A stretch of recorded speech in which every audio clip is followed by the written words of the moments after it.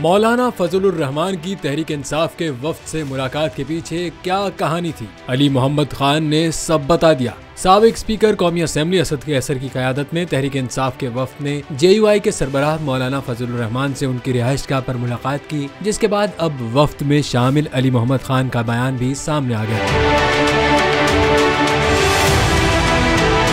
तहरीक इंसाफ के रहनुमा अली मोहम्मद खान का कहना था कि हम वहाँ ताज़ियत की गरज से गए थे। उन्होंने कहा कि सियासतदान हम जरूर हैं, लेकिन हमारा कल्चर है कि जहाँ कोई फौतगी वगैरह हो तो सियासी इख्तलाफात को एक तरफ रख कर वहाँ दुआ और ताज़ियत के लिए जरूर जाते हैं। अली मोहम्मद खान ने कहा कि सानिया बाजोड़ और फिर मौलाना साहब की खुशदामन का इंतकाल हुआ था, तो इसलिए हम वहाँ हाजिर हुए। हमने मगरिब की नमाज इकट्ठी पढ़ी, लेकिन ज्यादा सियासी बातें नहीं हुई।